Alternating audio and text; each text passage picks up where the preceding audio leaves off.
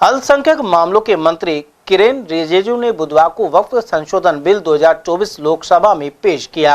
Bill के जरिए वक्फ board की संपत्तियों को कानूनी दायरे में लाए जाने का प्रस्ताव है। उधर इस बहुचर्चित बिल को लेकर जिला मेव पंचायत के संरक्षक शेर मोहम्मद ने आलोचना की है।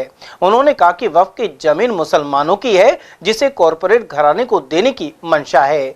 वहीं यदि सरकार मुसलमानों का भला चाहती है तो आरक्षण दिया जाए। इसके साथ ही अन्य धार्मिक क्षेत्रों में भी मुसलमान को समान अधिकार दिए जाने चाहिए। उन्होंने बिल के खिलाफ आगामी दिनों में आंदोलन की चेतावनी दी है।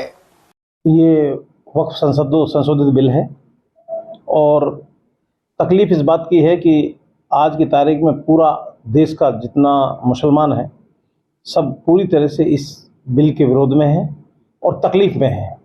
तकलीफ में इसलिए है कि जब ये संपत्ति कोई सरकार की दी हुई नहीं है, ये संपत्ति किसी ट्रस्ट द्वारा हमको डोनेट नहीं की गई है, ये सब संपत्ति ऐसी भी नहीं है कि कोई किसी दानदाता ने दान की हो। अगर दानदाता ने दान की है तो सिर्फ मुसलमानों ने दान की है, इसलिए हमारी निजी संपत्ति है मुसलमानों की। इसमें सरकार का इंटरफेयर हमें सीधा सीधा लगता है कि सरकार इसमें इनको, क्योंकि ज़मीन बहुत वक्त की जायदाद करीब ये माना जाता है कि भाई सेना रेलवे और सेना रेलवे के बाद में तीसरे नंबर पर सबसे ज़्यादा वक्त की ज़मीन मानी जाती है। लेकिन वो ज़मीन हमारी अपनी निजी ज़मीन है। उस ज़मीन को ये जैसे दिल्ली में बहुत सारी है, दूसरे स्टेट में बहुत, महाराष्ट्र में, हर स्टेट के अंदर बहुत पॉश जगह पर हमारी ज़मीनें हैं।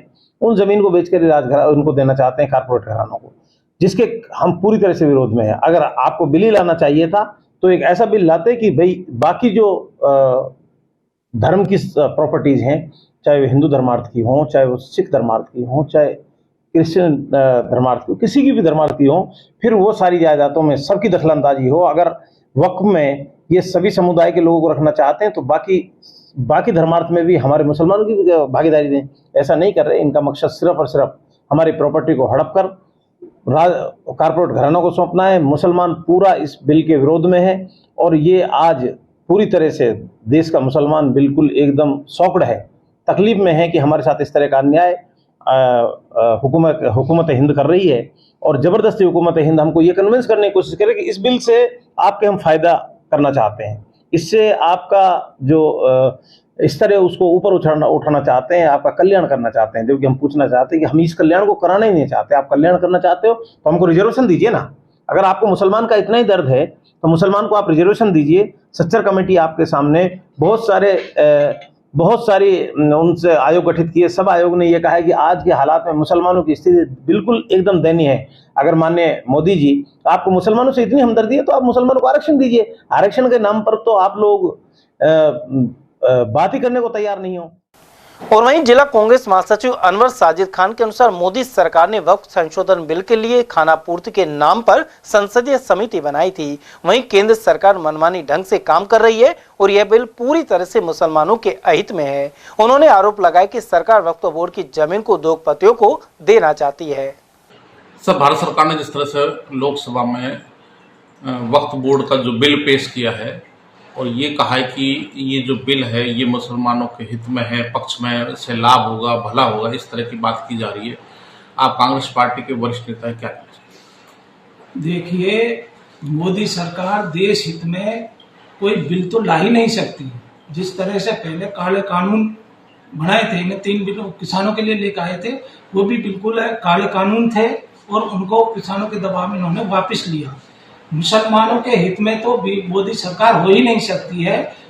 मोदी सरकार की जो वक्फ की जो संपत्तियां हैं, वक्फ की संपत्तियां मुसलमानों की दान की हुई जमीनें हैं, जो कब्रिस्तान है, जिनमें मस्जिदें हैं, जिनमें दरगाह हैं, जिनमें मजारें हैं।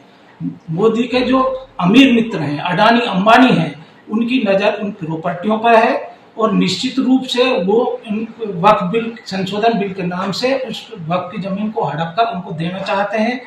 ये कहाँ मुसलमानों के हित में बात कर रहे हैं? आप बताइए, एक भी इन्होंने कोई सांसद लोकसभा में कोई मुसलमानों को टिकट दिया हो? जो पार्टी मुसलमानों को लोकसभा में प्रतिनिधित्व नहीं करने देती, विधानसभा में प्रतिनिधित्व नहीं करने देती, मुसलमानों की मस्जिदों को जिन्होंने होली के नाम पर ढककर रखा, समाज में नफरत फैला रही है, वो कहाँ से मुसलमानों के हित के लिए कर सकती है। निश्चित रूप से इस संपत्ति को हड़पना चाहती है और इस संपत्ति क्योंकि बेशकीमती जहाँ जहाँ जो बड़े बड़े महानगर हैं वहाँ जो वक्फ की संपत्तियां हैं वो बहुत बेशकीमती संपत्तियां हैं और उन बेशकीमती संपत्तियों को ये हड़प कर अपने अमीर मित्रों को सौंपना चाहती है और बात करती है कि इनसे आमदनी होगी।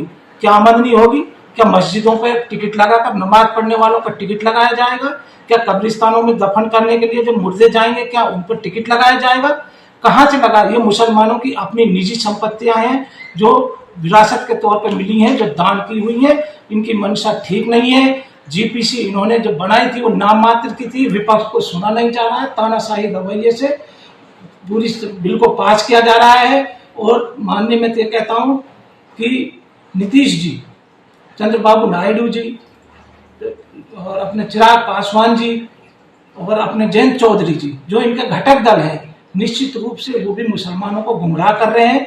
पहले उन्होंने जब इफ्तार पार्टियों में गए थे तो मुसलमानों ने उनकी इफ्तार पार्टियों का बायकॉट किया था और ये कहा था भाई आप मुसलमानों के वक्फ के बिल को हमारे हित में नहीं है, इसको खारिज करवाइए। तो उन्होंने उसको आश्वस्त किया और अब मोदी जी ने उनसे क्या मंत्रणा की है, क्या उनको पाठ पढ़ाया है, क्या उनको लालच दिया है, वो सरकार के साथ आ गए हैं और निश्चित से ये मुसलमानों को गुमराह करने वाला है। देश में नफरत फैलाना करना है, देश में झगड़ा करना इनका मकसद है और ये किसी भी तरह से देश हित में नहीं है।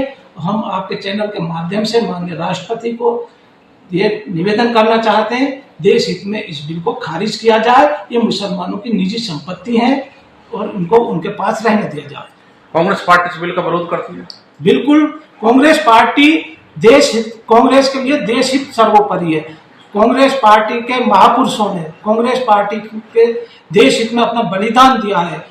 जवाहरलाल नेहरू जी ने अपनी संपत्तियां देश को दान की हैं। इंदिरा गांधी जी ने अपना एक एक खून का कतरा देश के लिए बहाया। राजीव गांधी देश के लिए शहीद हुए हैं। इनका आजादी से कोई लेना देना नहीं है, देश की संपत्ति से कुछ लेना नहीं है। इनका मात्र धर्म की राजनीति कर देश को बंटवारे की तरफ धकेल रहे हैं और निश्चित रूप से ये देश के विनाश की ओर ले जा रहे हैं और देश को पीछे की ओर ले जा रहे हैं। हम इस जनता से इस चीज को कहना चाह रहे हैं